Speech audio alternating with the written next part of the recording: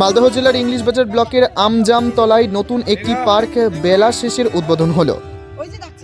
শীতকালে প্রিয়জনদের সঙ্গে নিয়ে একটু ঘুরে আসা বা পিকনিক করতে হলে কচিকাচাদের সঙ্গে নিয়ে ঘুরে আসার জন্য আর নতুন কোনো জায়গায় খোঁজ করতে হবে না।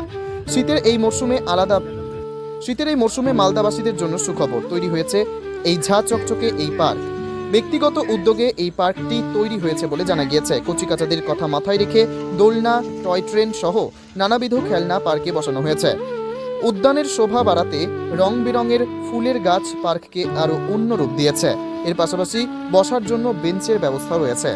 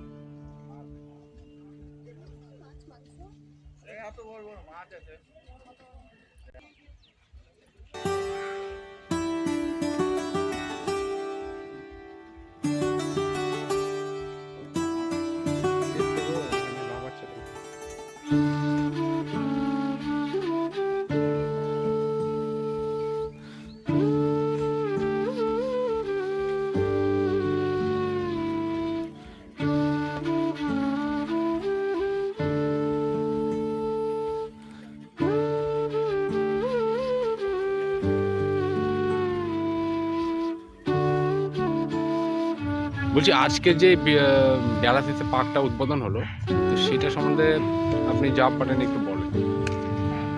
অ্যাকচুয়ালি এটা আমাদের অনেক দিনের ইচ্ছে ছিল, বহু বছরের ইচ্ছে, ধীরে ধীরে গড়ে উঠেছে বেলা শেষে। এই পার্কটা আজকে থেকে শুরু হচ্ছে এবং সর্বসাধারণের জন্য এই পার্কটা খুলে দেওয়া চলছে।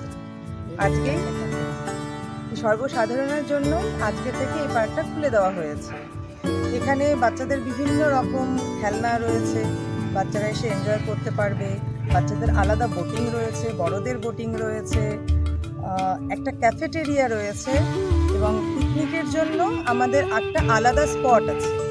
হ্যাঁ, যারা পিকনিকে আসছে তারা পার্কে ফ্রি, তাদের জন্য এন্ট্রি ফি ফ্রি। আচ্ছা, এন্ট্রি ফিটা ফ্রি একদম? হ্যাঁ, তার জন্য কোনো চার্জ লাগছে না? তাদের জন্য পার্কের কোনো এন্ট্রি ফি লাগবে না। পার্কটা প্রত্যেকটা দিন কটা থেকে কটা অবধি টাইম?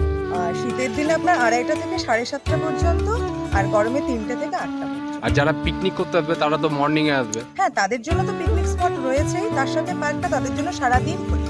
আচ্ছা, পিকনিক যেমন আমার বান্ধবী বললো যে খুব স্বপ্ন, খুব তিলে তিলে খুব ছোট্ট করে শুরু করেছি আমরা এই পার্কটা।